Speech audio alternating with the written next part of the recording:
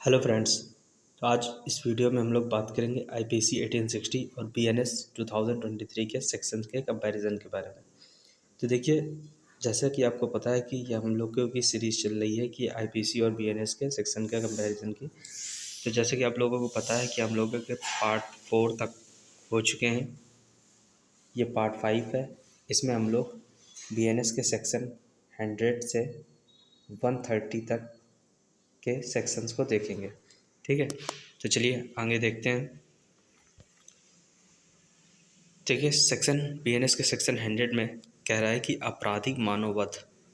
ठीक है, इसमें बीएनएस के सेक्शन 100 में आपराधिक मानववध के बारे में बताया गया है। इसके बाद सेक्शन 101 है, जिसमें हत्या के बारे में बताया गया है।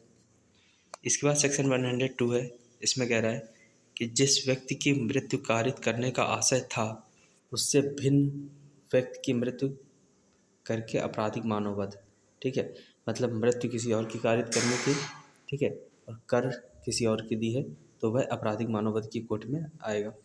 इसके बाद सेक्शन 103 में कहा गया कि हत्या के लिए दंड। देखिए, आईपीसी में हत्या के लिए दंड 302 में है, जबकि बीएनएस में 103 में है। ठीक है, तो इसके लिए दंड क्या है? मृत्यु या आजीवन कारावास। ठीक है, और जुर्माने से दंडित किया जाएगा। इसके बाद सेक्शन 104 है, इसमें कह रहा है कि आजीवन सिद्ध दोष द्वारा हत्या के लिए मृत्यु या आजीवन कारावास से दंडित किया जाएगा। कह रहा है जो पहले से आजीवन कारावास से दंडित है, अगर वो फिर भी हत्या कर देता है तो उसके बाद उसको मृत्यु या आजीवन कारावास से दंडित किया जाएगा। इसके बाद सेक्शन 105 है, इसमें कह रहा है आपराधिक मानववध के लिए आजीवन कारावास या किसी बात के कारावास जिसकी अवधि 5 वर्ष से कम नहीं होगी किंतु 10 वर्ष तक की हो सकेगी एवं जुर्माने से दंडित किया जाएगा। मृत्यु कारित करने के आशय से जिससे मृत्यु होना संभाव्य हो, कार्य करने पर किसी भांति के कारावास जिसकी अवधि 10 वर्ष और जुर्माने से भी दंडित किया जाएगा। ठीक है, इसके बाद सेक्शन 106 कह रहा है, जो कि आईपीसी में 304A है, कह रहा है उपेक्षा द्वारा मृत्यु कारित करने पर दंड। इसमें यदि कोई व्यक्ति उपेक्षा द्वारा मृत्यु कारित कर देता है तो उसके लिए क्या दंड होगा, ये इसमें बताया गया है। इसके बाद सेक्शन 107 है, कह रहा है बालक या विकृत चित्त व्यक्ति की आत्महत्या को दुष्प्रेरण करने पर दंड। कहता है कि ऐसे कृत्य जिससे कि कोई बालक या विकृत चित्त व्यक्ति आत्महत्या करने पे आ जाए, ठीक, आत्महत्या कर ले, तो जो कि आईपीसी में 305 में बताया गया है, तो उसके लिए दंड का प्रावधान इसमें दिया गया है 107 में बीएनएस के। ऐसे ही सेक्शन 108 है, इसमें आत्महत्या के दुष्प्रेरण के लिए दंड है। ठीक है, जो कि आईपीसी में 306 में बताया गया है। इसके बाद हत्या करने का प्रयत्न के लिए दंड। ठीक है, सेक्शन 109 है, जो कि आईपीसी में 307 है। ठीक है, इसमें हत्या करने के लिए दंड का प्रावधान बताया गया है कि हत्या करने का प्रयत्न करने पे क्या दंड का प्रावधान होगा। ठीक है, तो ये 109 में बताया गया है। इसके बाद 110 है, कह रहा है आपराधिक मानववध करने के प्रयत्न पर दंड। ठीक है, अब इसमें आपराधिक मानववध करने के प्रयत्न पर दंड के प्रावधान बताया गया है। इसके बाद देखिए दोस्तों, इसमें बीएनएस में 3 नए सेक्शन जोड़े गए हैं जो कि आईपीसी से अलग हैं। ठीक है, तो ये कौन कौन से हैं? 111, 112 और 113। देखिए, आईपीसी में कहीं भी इनका उल्लेख नहीं किया गया है। तो चलिए देखते हैं 111 में क्या है। इसमें संगठित अपराध और उसके दंड के बारे में बताया गया है। ठीक है, 112 में क्या है? कहते हैं छोटे संगठित अपराध और उनके दंड। 113 में क्या है? आतंकवादी कृत्य और उसके दंड के बारे में बताया गया है। इसके बाद सेक्शन 114 है, इसमें उपहति, जो कि आईपीसी में 319 में बताया गया है, उसके बारे में बताया गया है कि उपहति हर्ट क्या होगा। इसके बाद सेक्शन 115 है, जिसमें स्वेच्छा उपहति कारित करना और उसके दंड के बारे में बताया गया है।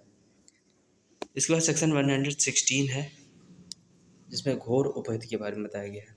देखिए, आईपीसी में 320 में घोर उपहति के बारे में ये बताया गया था कि यदि कोई व्यक्ति ऐसा जख्मी हो जाता है कि वह 20 दिनों तक बेड रेस्ट में रहता है या उसको बॉडीली प्रताड़ना होती है, ठीक है, अपना कार्य करने में समर्थ नहीं हो पाता है 20 दिनों तक, तो वो घोर उपहति के परिभाषा के अंतर्गत आएगा। ये आईपीसी में बताया गया था 320 सेक्शन में। जबकि बीएनएस में बताया गया है कि इसकी टाइम पीरियड कर दिया गया है 20 से 15 दिन का। ठीक है, कहता है कि अगर 15 दिन तक कोई व्यक्ति अपना दैनिक कार्य करने में असमर्थ है तो वह घोर उपाधि मानी जाएगी। ठीक है, तो ये डिफरेंस है आईपीसी और बीएनएस में। इसके बाद सेक्शन 117 देखते हैं। इसमें कह रहा है कि स्वेच्छा घोर उपहति कारित करने पर दंड। ठीक है, इसके बाद सेक्शन 118 है, जिसमें बताया गया है कि खतरनाक आयुधों या साधनों द्वारा स्वेच्छा उपहत या घोर उपहत कारित करने के लिए दंड।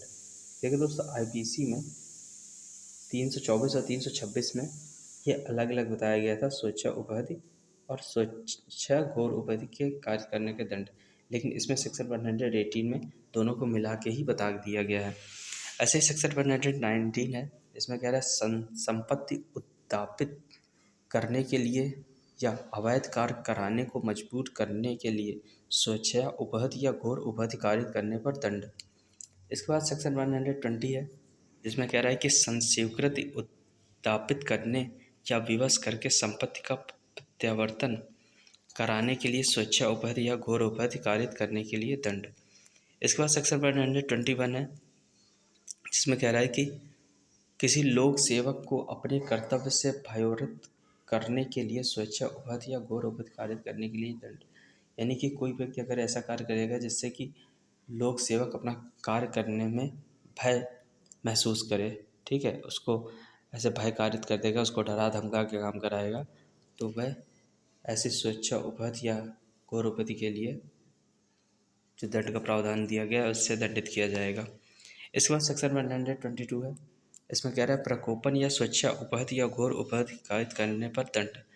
ठीक है, इसके बाद सेक्शन 123 है, कह रहा है कि अपराध करने के आशय से विष इत्यादि द्वारा उपहति कारित करने पर दंड।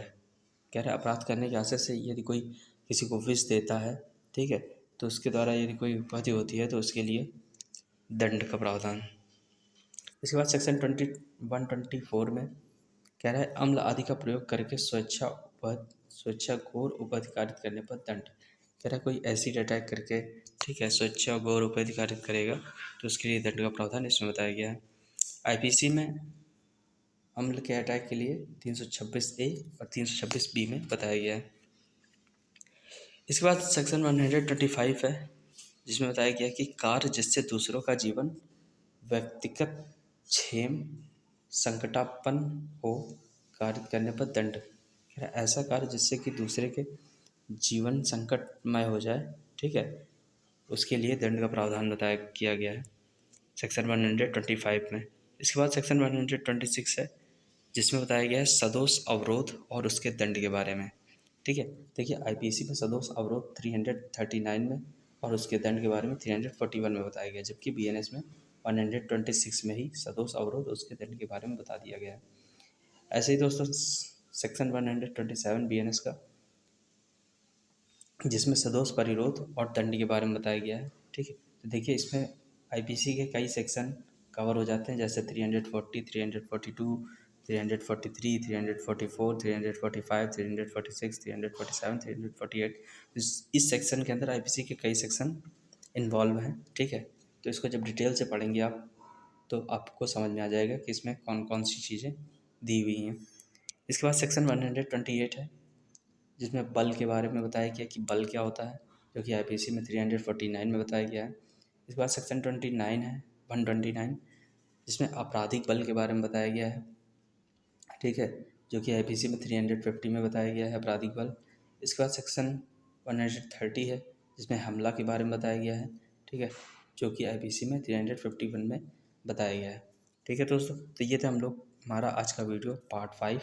ठीक है, जिसमें हम लोग ने सेक्शन 100 से 130 तक के सेक्शन कवर किए बीएनएस के। ऐसे हम लोग दोस्तों आगे के पार्ट बनाते रहेंगे। ठीक है, आगे के सेक्शन आपको बीएनएस के समझाते रहेंगे। आप लोग इस वीडियो को अच्छा लगा हो तो लाइक कर दीजिए, शेयर कीजिए और हमारे चैनल को सब्सक्राइब कर दीजिए। धन्यवाद।